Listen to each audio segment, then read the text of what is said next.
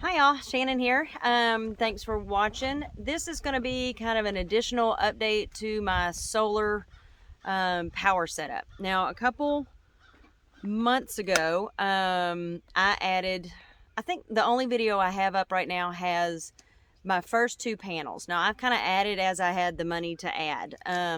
Mildred will be a never-ending project, just like any home is. But so I started with 200 watts. The intention was to add 400, or to have a total of 400 watts. Then I realized I had space for 600, possibly 700 watts, based on the panels that I've gotten. Now I have the Rainology. I'll add links to all of this below. But I have the Rainology Ultra extra flexible, something like that, extra flexible panels. They are 100 watts each. They are, if you get them on sale, you can get them as low as $150 a panel, up to normal price, which is about $200 a panel. I've had really good luck with them so far. I've not had to spend a lot of time, or I've not had the opportunity to do a lot of boondocking because of work. So I've been plugged in most of the time, but it has been nice when I've been traveling, or if I have done a little harvest toast overnight, or a boondock night on the road or something, to keep my refrigerator charged up, or my inverter and all that, and to keep my refrigerator running, because I don't have I don't have a dual source refrigerator. I just have a larger college type small refrigerator. They pull such little amperage. I just have it running off of a 1,000-watt inverter. It pretty much doesn't pull squat for power if you've got a sunny day. With 400 watts, I will say this, with 400 watts, overnight I have had, my amperage drop down on my batteries to about 12 volts. Normally it reads, when it's connected, at about 14.6. So it will drop down to about 12.6. So like I said, refrigerator and lights are not pulling squat for power. I'm all propane heated, so I don't have to worry about that. But just the 400 watts, with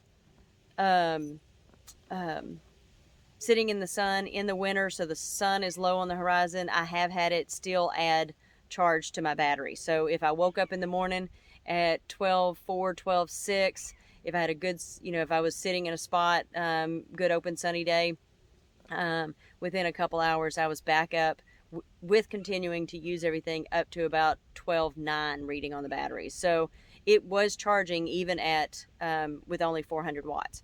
Now, a couple months ago, I added the 200 more wattage of panels, so I'm now up to 600 watts. I have not connected all of it yet. I just went ahead, attached them to the roof, glued them down, because I was traveling and I needed to get them out of my truck. So, because I needed the space, and I didn't have my truck bed topper on there yet, so I couldn't just leave them in the back, and I didn't want anybody to steal them. So they got it connected. They're just stuck up there for right now. I did have to upgrade my solar controller. Now, I've been doing all of this on a budget because I can't buy the really nice, sexy, I probably could now, but at the time I couldn't buy the really nice, sexy looking, like Go Power and some of the other units that have the digital readout and all of that kind of stuff. It just wasn't in my budget. So my original controller is a 40 amp solar controller. I just got it off Amazon. It got great ratings. I bought it for like $60. I know that there's better I could get. I don't need a whole litany of comments about, well, you should have gotten this when you should have gotten that, and this is, I know, I understand. But some of us are having to do this on a budget, so I'm doing it with the best equipment that I can get, best rated equipment I can get for the budget I had. So thanks for your concern. If I should have gotten a better unit, I get it, but I just didn't have $5,000 to start me off. So that being said, I have now upgraded. Now, I am probably not going to be able to do more than 700 watts. These panels are on there pretty good, so I'm not going to be taking them off and upgrading to 120 or 180 amp wattage for these panels. For my purposes, these have been plenty. It keeps my computer computer and phone charged when I need it to. They're keeping my refrigerator running and my lights running. Everything else is propane operated, so it's not been an issue. So I have upgraded to a 80 amp controller. Like I said, not real sexy because it is kind of thick, where the other ones are nice and thin. And because of needing to have access to it all of the time, it is still sitting on what I'm calling my command central control panel above my shelf, which is where the other control panel was for the battery and all that kind of stuff, the original one, which was much cooler looking. But I didn't want to keep it. So this one, I'm gonna be honest, I don't know what it's called. They don't have the name on it. It just has a number and stuff. So I'll put the link for this one in. I think I paid $85 for it when I purchased it. I don't know what it costs right now, but I put a link in the link down below for it. But it did get a really, really good rating for low cost solar controllers. So that's going to get installed. The battery, the solar goes here, battery goes here, and any load that you're running off of, directly off of this, runs out of here. I don't use these. I don't need them. I don't use them. So here's something to always remember. 1, keep this little card that comes with your solar controller. Reason being, it will remind you how to take and put everything apart. So first off, if your solar controller is already connected, always disconnect the battery first. So take the battery, take these leads out. Then disconnect if you're, so when you're reconnecting it, okay? You don't want power coming in when the solar power, when the batteries are connected. It will. I have fried one of these because I lost this card and I forgot, and I fried my first one. Not my cheaper one, fortunately. My little 30 amp, or 40 amp, whatever it was. When you are disconnecting existing solar controllers, disconnect your solar power first. So these two come out first. You want to take the power source or the power feed in out of the equation before you disconnect your batteries.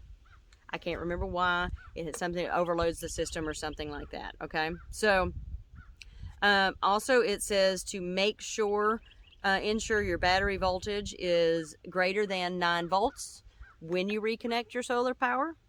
So basically you want your batteries charged. You don't want to influx an uncharged solar power, especially like I got a really good sunny day. I'm actually, if I check, I was pulling up to, before it started to tuck behind that one tree, I was actually pulling 15 amps, or which equates to 180 watts, I think. I did the calculations, I can't remember, but it came out to about almost equivalent of what I had up there. There is a really good video another guy did, and he did a comparison of a cheaper solar panel to a really high-end expensive solar panel, and actually got better power transfer on his cheap one. So really do your research on the panels you use before you buy, because you don't necessarily need to buy the high-end ones if your budget does not allow. You can get good power from it, okay? So this will get connected inside. I will show you that. But remember, when you've got an existing, disconnect your solar panels first, and make sure when reconnecting your battery is already connected. Okay? Then I bought 2 more cables or sets. These have the one connection on the other end. These are 10 feet. These are from Bogue RV. This is pretty much all I've used. They are, what size are these? They look like they're 6 or 8 gauge. Anyway, but these are just the ones that have been in there. They've been sufficient. And then they send you the connectors for the other end. So I've got to learn how to connect these so that you can cut everything to the length you need. Okay. Now I've already got 20 feet up there already from my original the additional 2 that I added in the summer. So I may not need to use these. Because I may be able to just trim those down and use, because it's not going to go 10 feet. It's going to go about 4 feet on these. And then I bought, these are additional connectors. So you've only got one line going in. It has enough with the 4 connectors that I bought. One of those like little extended deals only has 4. So one of these on each, the positive and negative, will get one of these, which is a runs it parallel, if I'm saying that right. I will check and reconfirm if that's wrong. But one end goes into one of the existing ones, and then you can connect 2 panels to run them in parallel, or series. Run them in series, I believe, from here. Okay, so that will take my existing connection for 4 panels to an existing connection for 6 panels. To add all of that, I also bought this particular setup. This is all more connections of the same thing. I got to figure out how to use these stuff. I don't know. It's got one of those. I believe I've already got a crimper for this stuff, but this one came with a crimper. This is also from Bogue RV, and what I like about it, it is a nice little ratchet action, so that should help with small or not as strong hands to make my connections. So this will be part 1. Check out part 2 for the actual installation, if I don't make this one long video to drive you crazy.